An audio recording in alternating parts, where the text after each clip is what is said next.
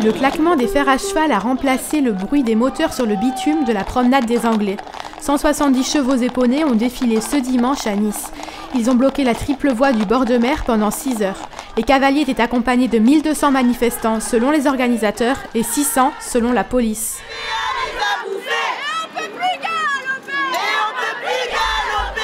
Ils manifestaient contre la hausse de la TVA de 7 à 20% sur les activités des centres équestres au 1er janvier, surnommée l'équitaxe.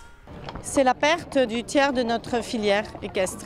Donc un tiers des clubs qui vont fermer, un tiers des poneys qui vont être obligés d'aller à l'abattoir. Vous l'avez entendu dans les slogans, enfin l'abattoir ou autre, mais de toute façon on ne pourra rien en faire et les gens n'auront plus les moyens de les entretenir.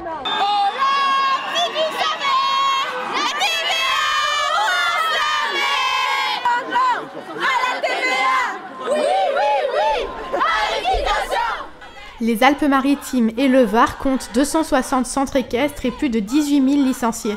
Pour les manifestants, l'inquiétude porte surtout sur les emplois menacés par la taxe.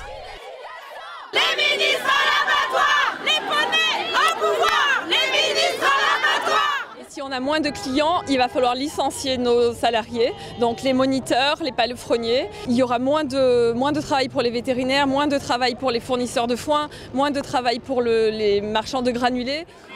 En plus, on finira chez Nadine. Le maire de Nice, Christian Estrosi, a profité de cette action et de la présence des médias pour se faire entendre. Il est allé jusqu'à monter sur un cheval. Je suis en train de me familiariser avec Zita. Un moyen pour l'élu, officiellement en campagne, de dénoncer la politique du gouvernement. Tout simplement parce que dans le ras-le-bol fiscal que connaissent les Français, entre les agriculteurs, l'augmentation de la TVA sur les travaux, sur la collecte des ordures ménagères, sur les services, c'est maintenant la filière équestre.